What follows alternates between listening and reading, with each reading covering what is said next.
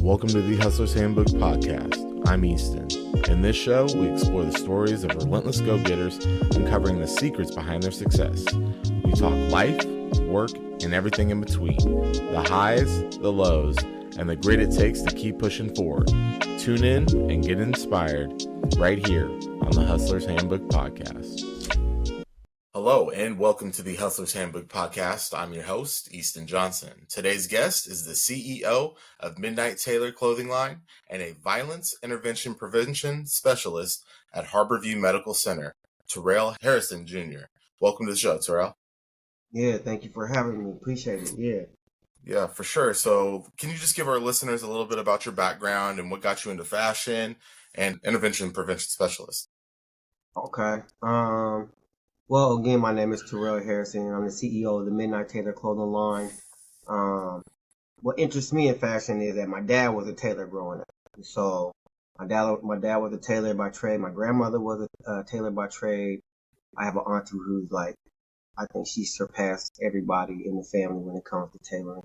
So I would have to say she's the GOAT in our family with fashion. But my dad, man, he was always that guy, 87 Eldorado Cadillac, everything met from head to toe, cowboy boots, cowboy hat, big belt buckle, The belt buckle was so big, man, we used to wear it around our waist and pretend that it was a WWF world champion belt. That's how big these belt buckles were. They were ignorant. And that was the first time I ever really seen that. But, and I mean, my dad, we grew up in the era where, we had to wear baggy jeans and big white tees. See, our dad didn't let us go out the house like that. Everything was tailored. Our jeans were hemmed. Everything matched from head to toe. I mean, we had to learn how to iron, put the crease in your jeans, put a cuff in the jeans if that's what you wanted. Iron your t-shirt, before leaving the house, making sure your starch and iron and smelling fresh and looking good. And we didn't have a lot growing up.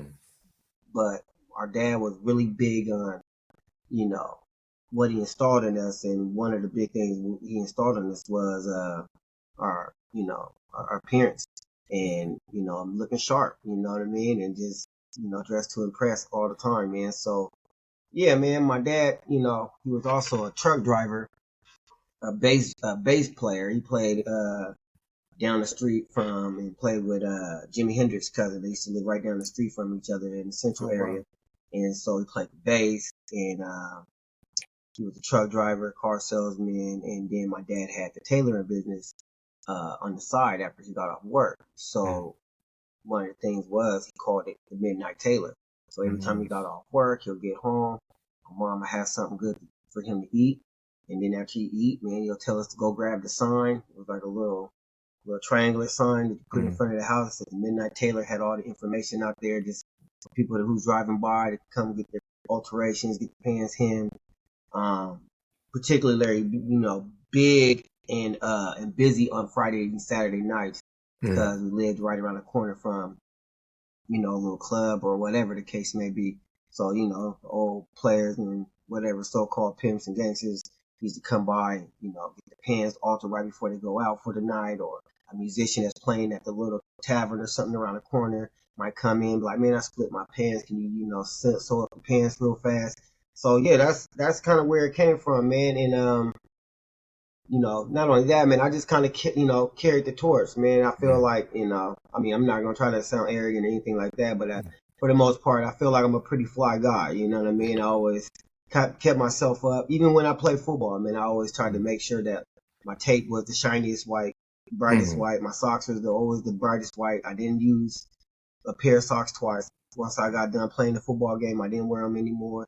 The only thing I reused probably was my cleats, and I had a lot of pair of those, so I had to interchange those too. But was my gloves, because tradition, you don't switch gloves, not in the middle of season, unless it just throws off the uniform. But yeah, that's the kind of thing. My mom was also a hot stepper too, man. Like my mom and dad used to go out and they used to just look sharp, man. And that's how I kind of raised my family too, man. My wife, she's sharp. My kids, they go out, they sharp. I would make sure that they got a haircut. If I have to line them up myself, I make sure that they get in there, iron the wrinkles out their clothes, and make sure that they take that last look in the mirror every day. But also, I also feel like the way you present into the world, man, it has a lot to do with your confidence. It has a lot to do with how you feel and how you approach what you're trying to do. I feel like sometimes, I'm so tired. And some days that I go out, when I walk out the door, I'm so tired that I just be like, damn, I hope I don't look tired. I hope I don't look whatever. But I know, I know I'm flawed, so I know I got that going for me. So at least I'm looking fresh, even though I might feel drained. You know what I mean? So I feel like, yeah, that's just that's a big part of who I am, of how I dress and how I present myself to the world. But it also comes with, just the intangible, the confidence, the people can't see, the things that I tell myself, the self-affirmations and things like that. That's still a part of the wardrobe. Like that we don't, it's like going out of the house without shoestrings in your shoes. Like we don't go out of the house without giving ourselves a little pep talk, a little pump talk, and, telling ourselves that we love each other and tell that we love ourselves and stuff like that. So I teach my kids that too, you know what I mean? Like, it's not arrogance. It's just the way that you can comprehend. That's the only way y'all can comprehend. Is just you think it's arrogance. But so for the most part, that's how the clothing line started. And I went to college. I went back to school maybe when I was early 30s, and I graduated. I think I graduated recently, like 2019. I went back to school. Got my bachelor's degree in applied sciences, which is social human services, pretty much. And I just remember just grinding all day, waking up, doing 2 jobs, being a father, trying to be a husband, and working with the youth and things like that. So like, I was just thinking how my dad was like. Wow, my dad used to work, come home, go to another job, or have a side hustle or some sort. I was just like, dang, I'm pretty much like the Midnight Tailor. Like, I'm really kind of embodying what my dad did. Like, you know what I mean? And that speaks volumes to who I am too, because it's just like, I take so much, from what my dad is and what he installed in me. It's like I'm almost a spitting image. I'm just kind of I wouldn't say reincarnated, but I'm just like a more rejuvenated version of him. He's old. He's 76. He's retired truck driver, whatever. But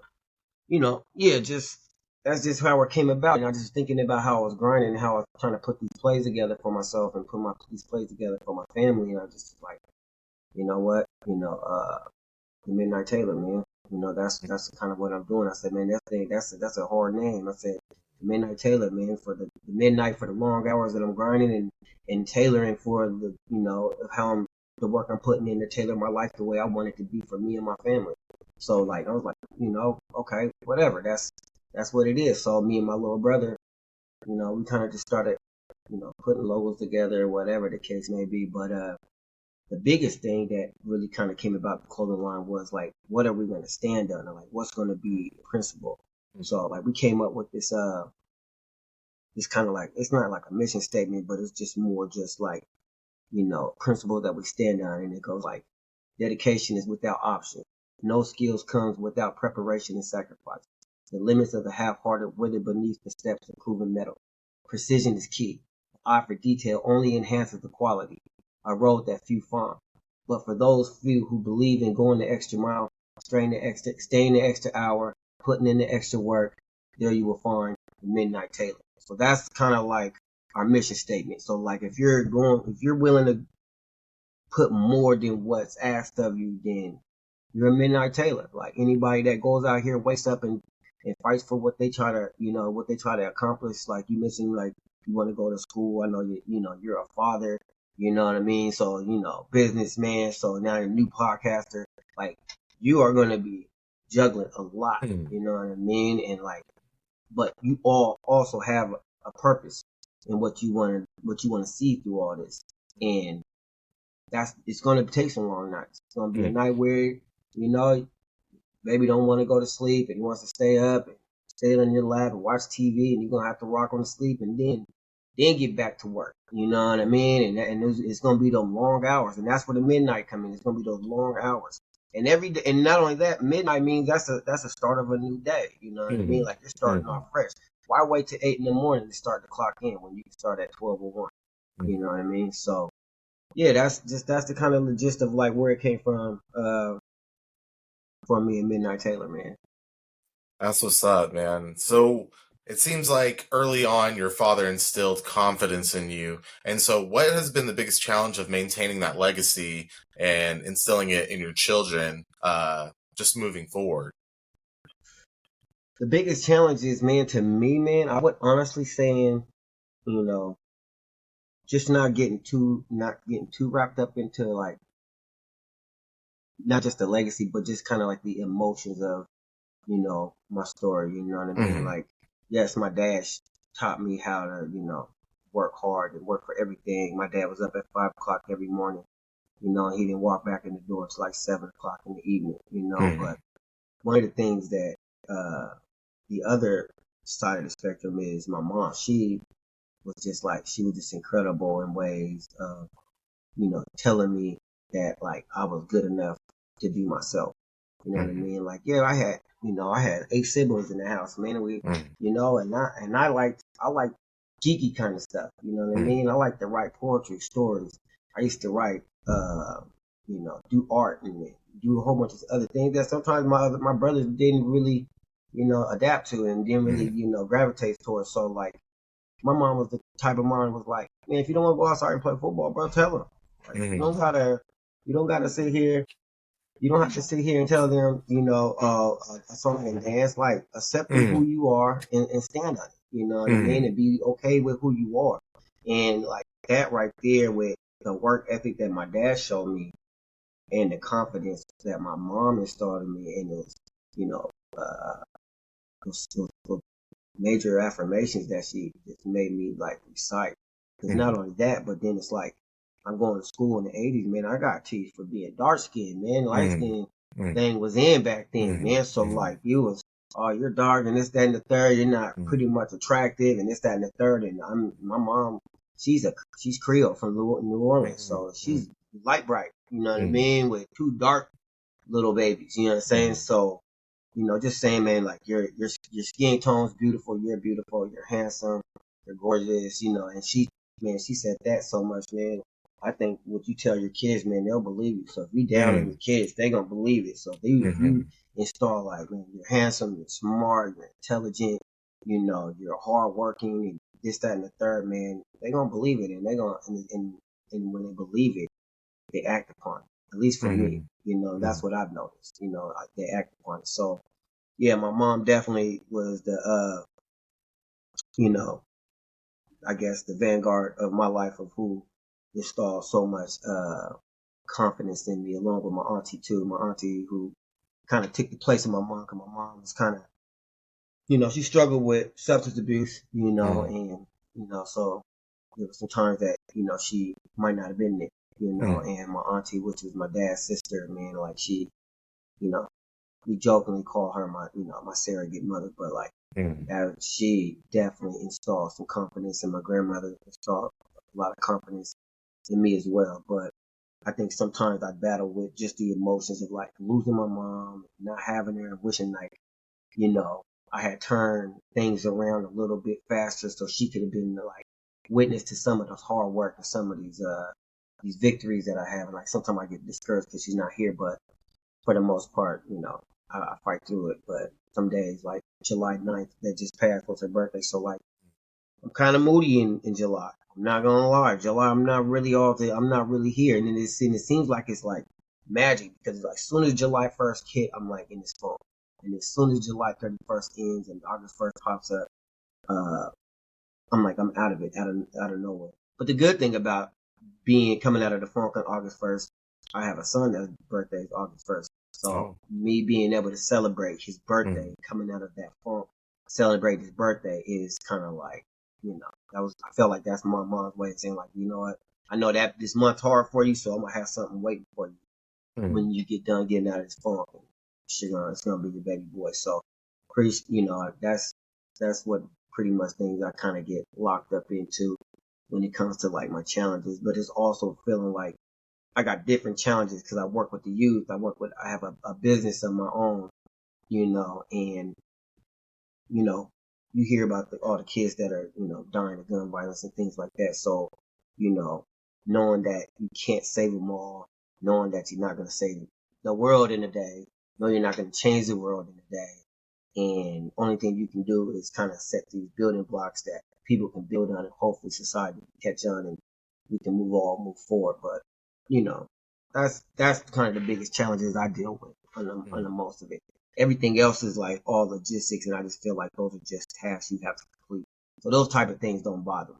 It's really more like the emotion behind it, not being able to save everybody, watching you going in and out of being incarcerated, going to these graveyards, getting injured or getting hurt or getting, suspended from school, just a plethora of things that the youth deal with. Those are my hardest challenges probably to deal with today. And can you tell us a little bit more about your other career and working with the youth, and so on with that in the background with Yeah, that? you bet. Yeah, man, I started in 2008, man. My mom passed in 2005. My mom was always like a caregiver, man. Like we always man, our house was small, man, but my mom almost lived like the old lady in the boot with all the kids and the old fairy tales. Like she didn't care who it was. Like, oh, you're having a hard time, bring the kids over here. We'll take care of them and let you go get your stuff together and come back and get them. And like we always had a pack full of kids in our house, and I think like working with youth just came like natural. Also, my dad's mom had a daycare, in the house. So when we was growing up, she also had create the early childhood development program at Seattle Central College. And so like, working with kids always kind of came natural. I always had kids around me. So it was just kind of natural just to kind of be that caregiver. Like my grandma taught me how to read really well, so I can teach the daycare kids how to read and go over their alphabets and their numbers and stuff with them and stuff like that. So like, after my mom passed in 2005, I really struggled with just my confidence. I struggled with, I'm not even going to front, keep it all the way funky. I struggle with substance abuse. I struggle with, suicide ideation, suicide attempts, and really just kind of like spiraled out of control. I got incarcerated for the most times I ever did in the first 365 days after my mom passed away. I probably went to jail more times in that year than I did my whole life. And I went to house arrest. And when I went to house arrest, I was for those 30 days, I just kind of was like, you know what, I'm not going out like this. I see my mom let drugs take my mom out. I seen drugs take my aunties, my uncles, older relatives, friends, my best friend, and I was like, you know what, this is not going down like that. You know what I mean? So basically, yeah, I just kind of just use that time to kind of like get back together and just kind of put myself back together and just kind of get back doing what I wanted to do. And I was kind of rapping at this time, and this guy had a studio, but it was a studio where the youth used to go in and record. But he said if I come in and volunteer, you know what I mean, I can get some of the studio time. You know what I mean? But I was still, kind of still out there a little bit, but not too much. And when I started getting around the youth and donating my time to the youth, I just kept thinking like, dang man, like I'm telling these guys to do one thing. Well, what if they hit the corner and see me doing what the other? They're gonna look at me as a contradiction. So that right there just established so much accountability and realized the responsibility that I had being around other people's kids and the influence I have on them. And I already seen them because it was a substance abuse agency, and a lot of kids were in drug court. So if they, stay course of being compliant to the responsibilities and the stuff that the courts make them do and complete this program, then they wouldn't get the charge that they went to jail initially for. That'll be wiped out and they can have a clean start. But you have to go through this program where you have to be sober, you get UA, and so yeah, I'm going in there and I'm kind of donating my time. I'm trying to write these raps and trying to come out with this album. And it just turned into, somebody didn't show up, and it was, can you speak to the youth for an hour? Come in here, share your story, to show your experiences. Man, we just clicked, and then I just kind of kept that program going for a while. And then it was like, well, you want to help with the music program, so I became a facilitator for the program. And then it was like, well, shoot, you already got the relationship with the kids. Well, you want to make sure that they take their UAs every I'm like, all right, cool. So like, I'm just getting all these different little tasks. So all of a sudden, it's just coming in, turning into a full-time job. And they're like, all right, well, we kind of need a case manager who's gonna like write case notes and like document everything. I'm like, all right, man, I'll do that too. If that's what you want me to do. So like, all this kind of came together, and then one thing after it led to another. Just years went by, and I just got more experience, and so I started in 2008, and then in 2010, out of nowhere, I won a 2010 Governor's Award for volunteering. So I won that award in 2010, and I don't even know who nominated to me to this day. Wow! So I still got owe somebody. That's cool. So I got announced in front of the Mariners game before the Mariners game, and got to walk on, the field and wave and be on the big chant or whatever. So that's cool. Yeah, that's how it started with you. Yeah, I appreciate that. So yeah, man, that's just how it came in. And then after that, man, it just kind of went everywhere. And then it was just kind of like, all right, cool. We're going to put you into this middle school. You're going to help them with the substance abuse. You're going to make sure you're going to talk to the kids, and you're going to take their UAs while they're at school, you know what I mean, in a private bathroom. So, other kids won't see what they're going through or whatever, document it, go to different classrooms, the 7th grade science teachers, classes, and like talk about this thing called Project Alert, which was a county-based project about drugs and substance abuse. So I would just go into their classes on the 7th grade science class and just kind of just go through the curriculum and just kind of put my own spin on it. And it was all about like, peer pressure, the deer on drugs, whatever the case may be. So yeah, man. So I did all that, man. And then, man, I looked up, man. I was like, then I got kind of tired of him telling me like, well, if you have a college degree, I would hire you as a manager. I would hire you as a supervisor. You just don't have a degree. So I was like, all right, cool. I don't got a degree. That's what you need me to go get. All right, bet. Went and got it. You know what I mean? And then like throughout that course, I've been a program supervisor, project manager, and now kind of leading into me being a violence intervention specialist here at Harborview. And what that is that's a program based on supporting victims of gun violence. So anybody that's, victim of gun violence, and pretty much, because this is a level 1 trauma center. So pretty much anybody in this area, who's a victim comes through Harborview. So my friend, he was shot and he started volunteering and doing what we're doing now. And then they just backed it financially and was like, man, you know what? This is a need that we need in this hospital, based off my friend's, volunteer services that he was giving out. So that turned into a position, man. And man, I found a job and I applied, and, but the good thing about it, I get to use my expertise of youth work, because I usually tend to work with the youth that come in here. So anybody between like the age of 12 to 24, they usually, hand them off to me based off my experience with youth. So that's the good thing. But I think like holistically, when it comes to working with youth, I worked with kids that have been incarcerated, kids who've been victims of domestic violence, substance abuse, truancy in school, you name it. So like, I just felt like God put me in this position to kind of see it all wrapped around. Like now I get to see like, all right, this is worst case scenario.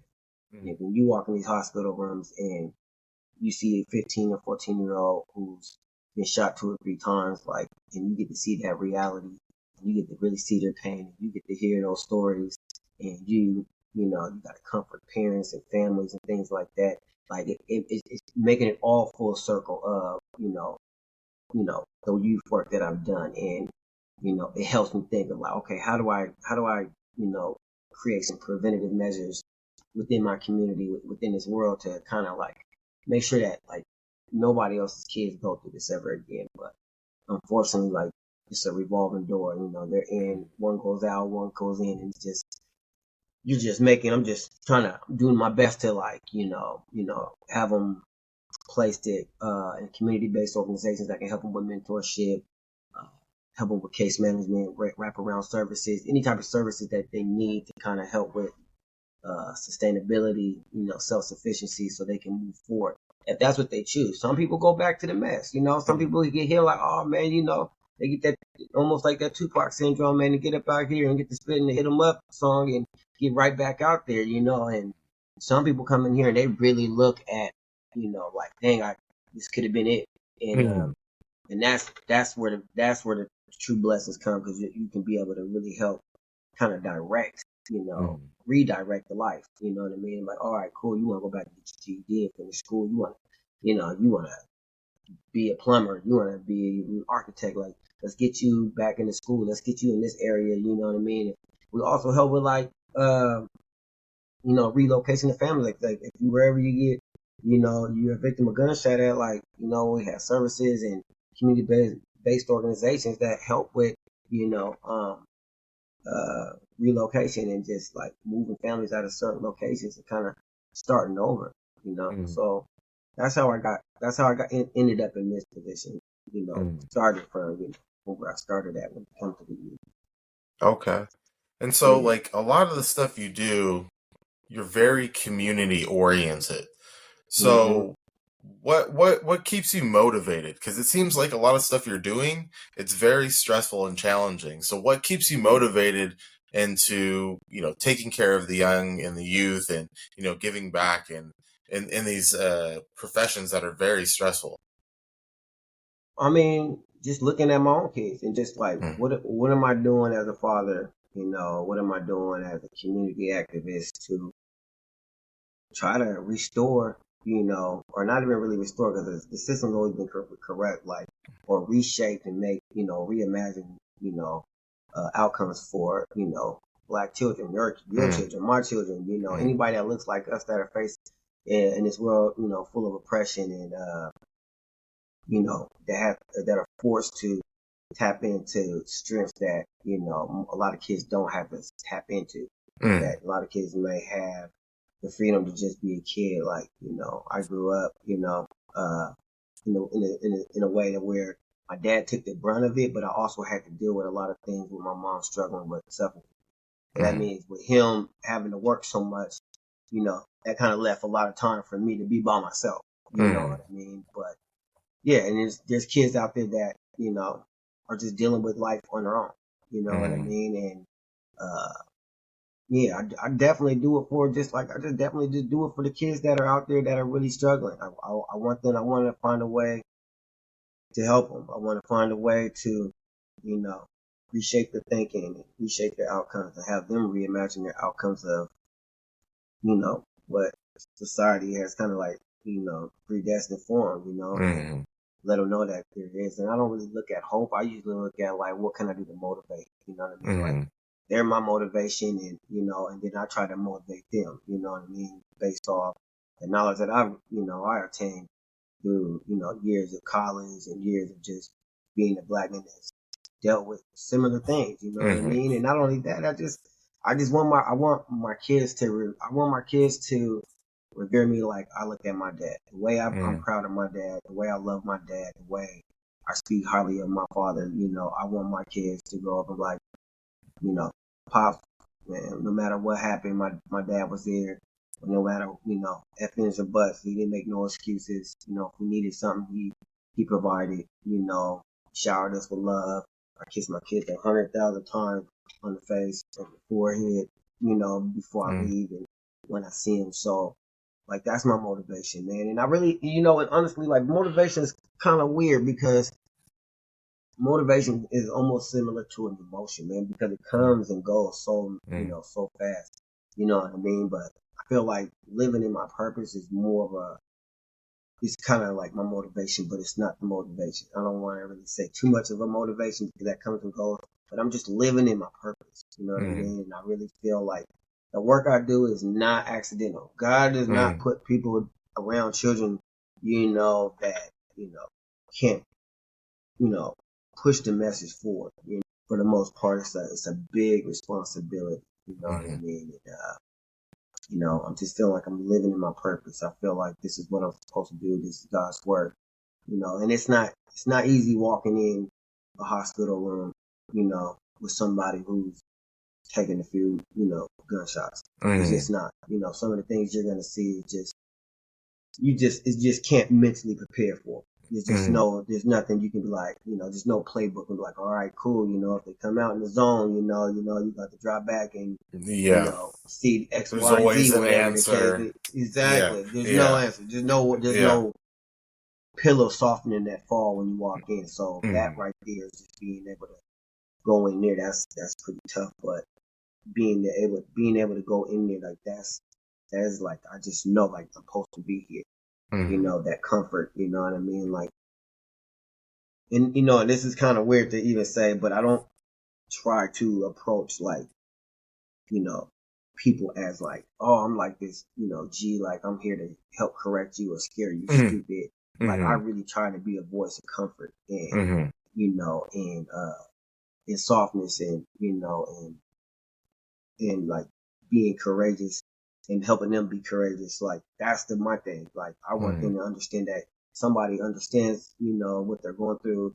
Somebody's going to be empathetic with them, sympathetic, but also help them, shape up the next move of what that looks like and help them see what that looks like so they can take those next steps to the next process of their life. You know what I mean? So, utilizing everything that like how my mom spoke to me, and just that candor and honesty and that gentleness. Like I try to like tap into all those, all those feats. So yeah, I just think, I'm just living in my purpose. That's my motivation, man. Just fulfilling my purpose here on earth, man, until I go. I truly commend you, man. Seriously, what you're doing is big for the community, and I mean, obviously, a lot of those people appreciate it, but the ones may not seem like they appreciate it. They do, man, and you're making a big, Right. big change in the community, man. So that's Right. beautiful. Out of all of the stuff you've been through and all the success you've had, what do you feel like has been your biggest accomplishment so far? Ooh, I mean, my biggest accomplishment, honestly, man, is it doesn't really have anything to do with my work, man. I just like I like being a dad. I love being a father, man. Like that's the biggest challenge that I have. Those are the biggest rewards I have. Those are, some of the biggest scars that I have as well. Like excuse me, but yeah, being a dad is like my biggest accomplishment. There's nothing better than being a father. Like, and there's no heavier responsibility. Like I can do a clothing line, I can talk about fashion, but fashion comes in and out.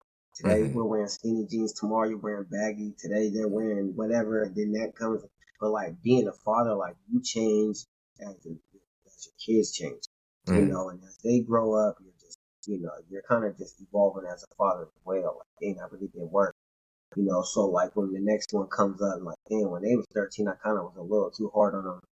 All right, so this time around, I'm gonna try to I'll soften up a little bit and just try to find another method to father in this situation, and when it arises again with the next sibling, and then try to use that knowledge of being better for the one that just passed that stage. So, yeah, man, just being a dad, man, and like I just, when I think about my father, man, and just like how much of a superhero we used to think he was, man. I remember my dad, like, man, my dad was a trucker, so his arms were kind of stout, man. So like, I remember my dad just having us hang on his arm and he's holding himself, and we're just dangling on his arms, and I just feeling like, dang, that's pops right there, man. You know what I mean? And a lot of people don't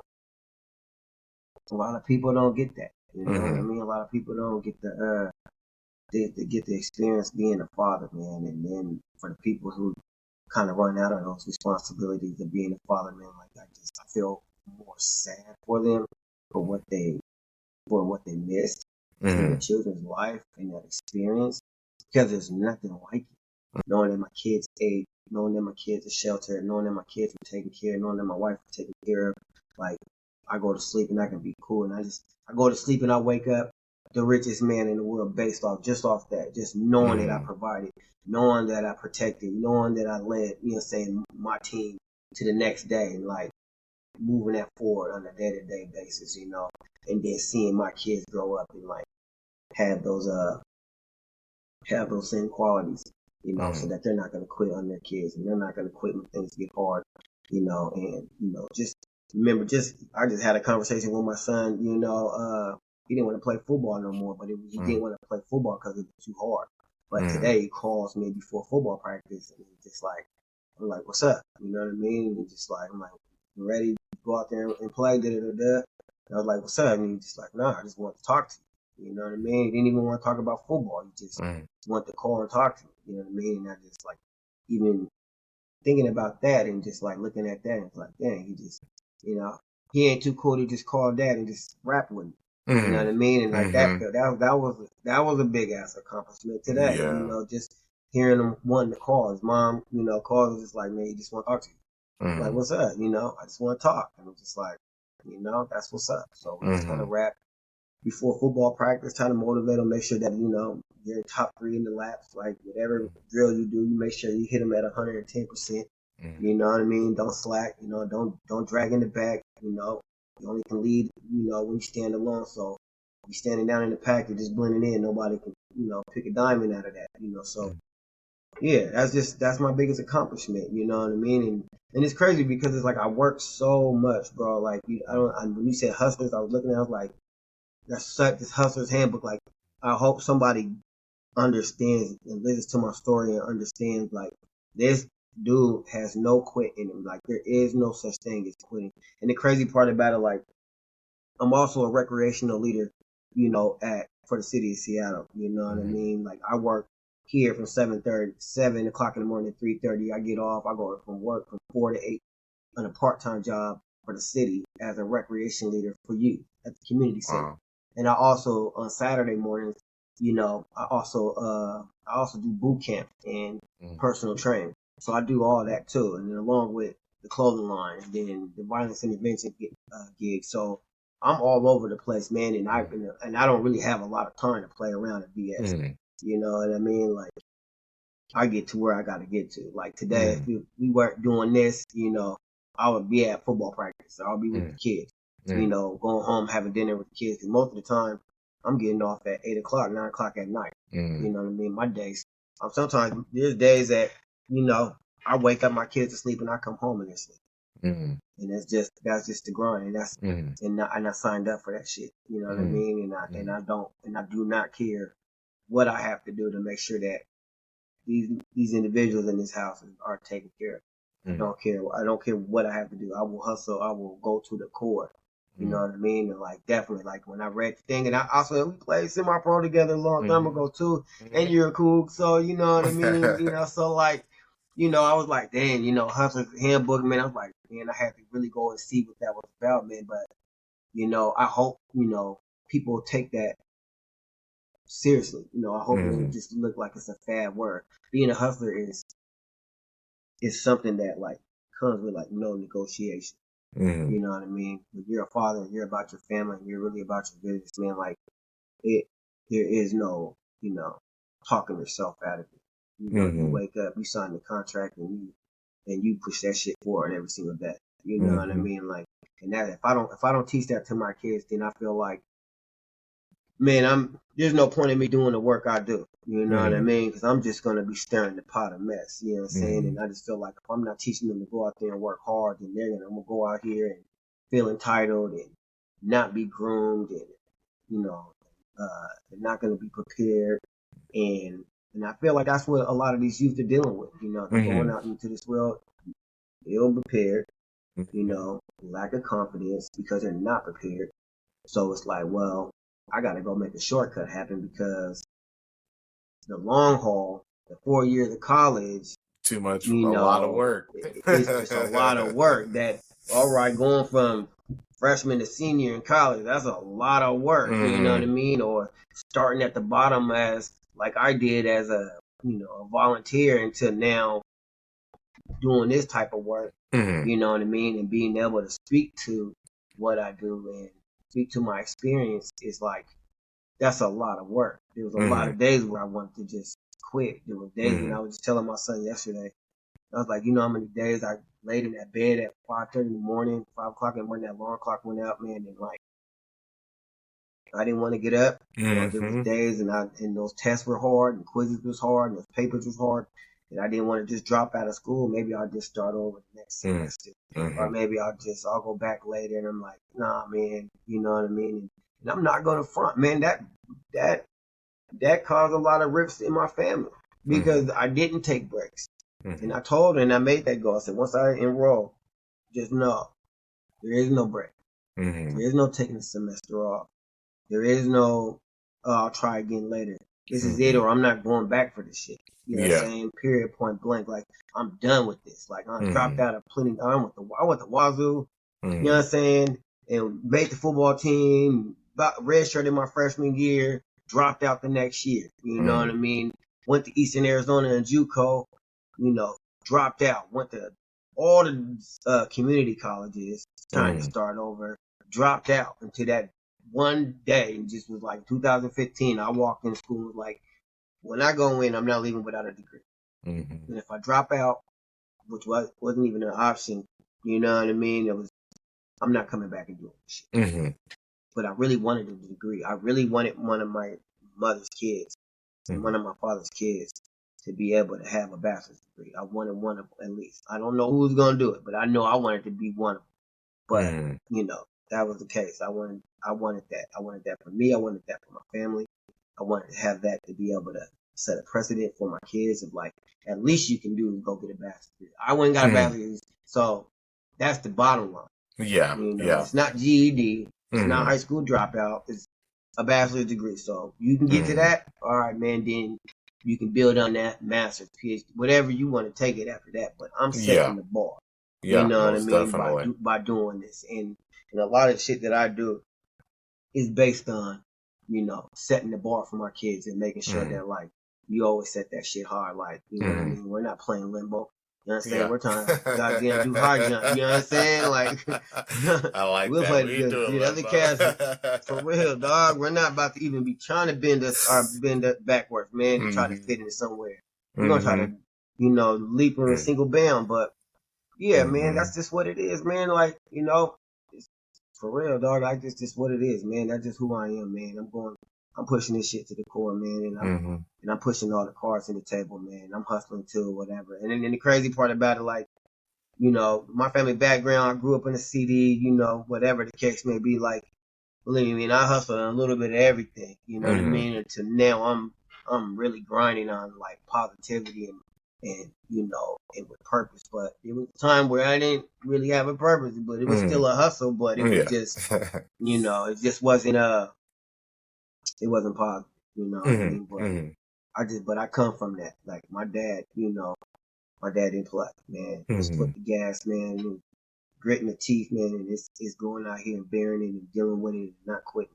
And that's who I am, man. That's what my pedigree is. I love it. I don't want to eat up all your time, and I appreciate you giving me the time because I know how busy you are. Excuse me. So basically, like with your fashion and stuff, what are you doing with that, or do you have any upcoming like projects or any like things that you have coming up that you can let our listeners know about? Yeah, man, I'm coming. I have a T-shirt coming out. I haven't made a name for it yet, but it's a pretty cool design. It's gonna be an oversized tee. I'm also working on a book of affirmations for kids and for an adult. So I'm working on all three of those projects right now. Hopefully, I can get them all done roughly within the next 30 days.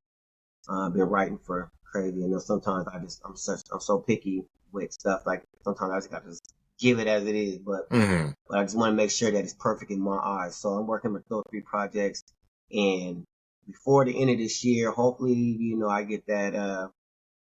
You know, give me a 501c3. I want to really open up, you know, start a nonprofit called Model Gentlemen for me and for young men, and just kind of like using the tailoring aspect of like teaching them how to be groomed, teaching them how to study, how to read with purpose. You know, just kind of kind of, it's almost like going to be like a gentleman's etiquette class, but it's going to be a little bit more focused around, a little bit more of this generation and just, I just think like we, as the kids, man, they kind of went away from just having the common respect. I remember growing up, like, shake somebody's hand, firm handshake, look into their eyes. Yes, sir. No, sir. Yes, ma'am. No, ma'am.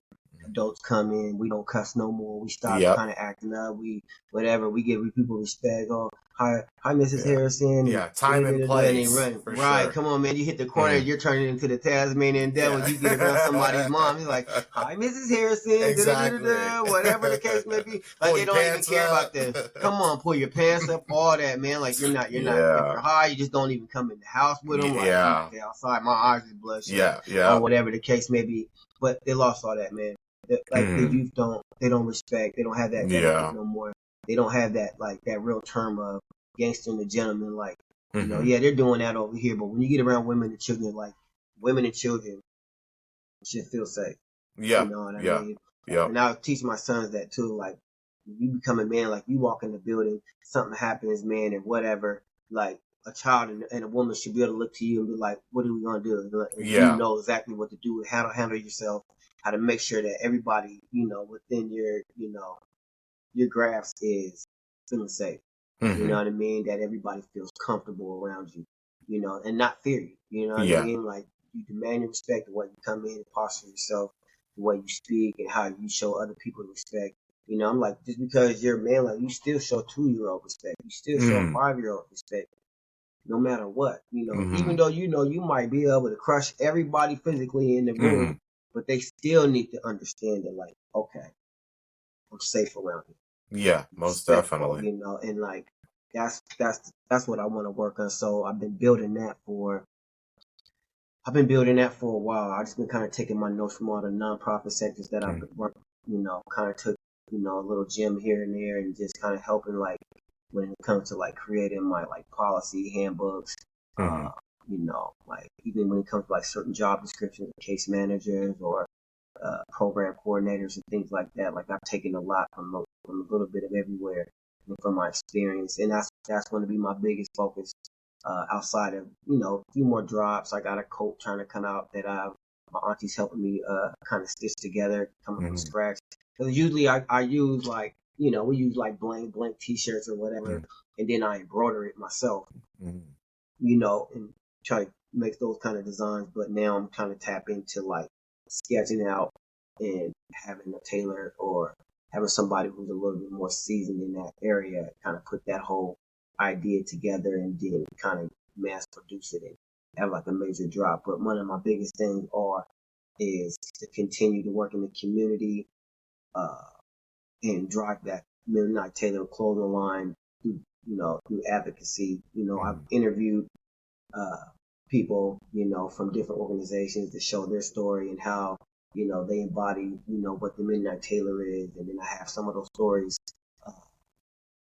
on my website as well. So if you go and look on the website, it says the Tailor story. It has stories of few individuals who are doing this amazing work in the community themselves. Just kind of highlighting that as well. So, definitely just working on clothing drop, book of affirmations, and making sure that I get this 501c3 for my nonprofit so I can kind of get that off the ground for next year. So that's going to be the goal by the end of December. Man, busy. Two more questions. Let's do it. How are you able to unwind? You're going constantly. You got family, work, juggle. How are you able to unwind? How are you able to just, like, give yourself time?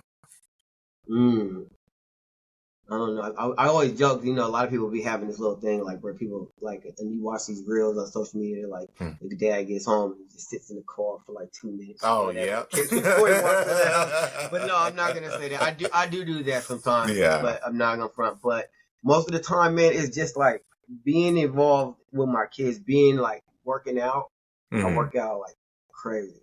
Like, I want to be in shape, like I'm looking at, like, my oldest son's 10, like, I'm still thinking, I'm 43, so I'm like, I gotta at least beat him in racing for at least At least another 3 or 4 years. For real, right? Yeah, I need to still be.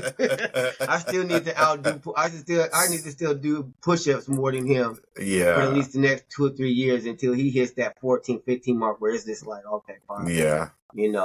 I'm that guy now.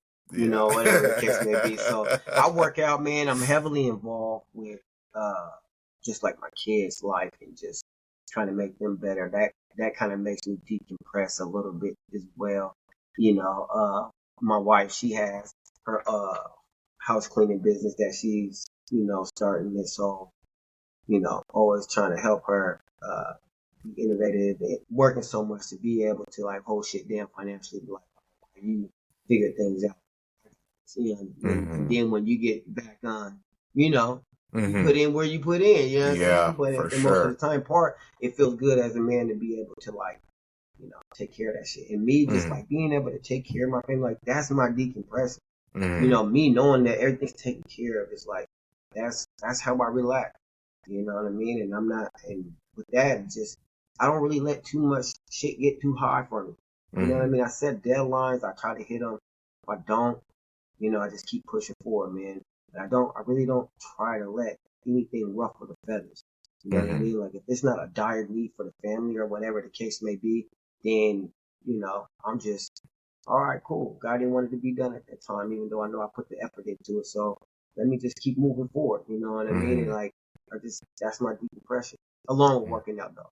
I love working out. That's my shit.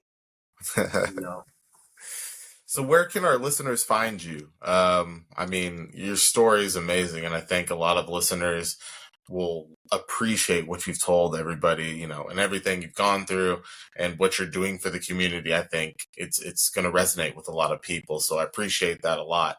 But where can the audience and listeners find you? You can find me on my website, www.themidnighttailor.com. On Instagram, Midnight Tailor _CEO, Facebook. It's not under, well, I do have a Midnight Tailor Clothing Line Facebook page, but you can also find me as Tarrell Harrison Jr.